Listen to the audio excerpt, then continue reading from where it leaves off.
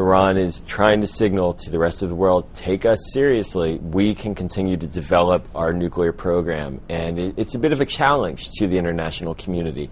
At the same time, the international community needs to keep its calm and recognize that while this is possibly an advance and it still needs to be verified, it doesn't mean that Iran is suddenly stepping into a nuclear weapons program. It's also important to remember that in October of 2009, when the international community and Iran negotiated a deal essentially to extract enriched uranium from Iran in exchange for fuel rods, that was intended to have the fuel rods be delivered to the Tehran research reactor. So Iran is upping the ante and saying they can do it themselves. There's a general view in the scientific community and also in the intelligence community of the U.S. and the IAEA that there is knowledge and technical capacity inside of Iran to continue to go further if they so choose. And that's the key item.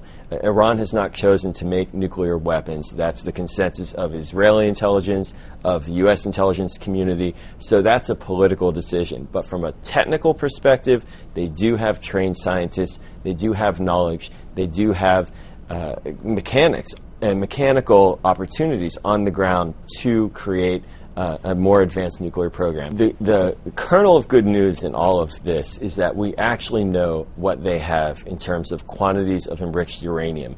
The International Atomic Energy Agency does have visibility into their enrichment capabilities. It does monitor the levels. So we would know if Iran had made a decision to move that uranium, that low enriched uranium, into a higher enriched situation, we would know. We would know if they were going to convert that for weapons purposes. Likely they would, like many countries who choose to break out for nuclear weapons capacity, they would make these moves and they would kick out the inspectors from the international community. So that's being watched.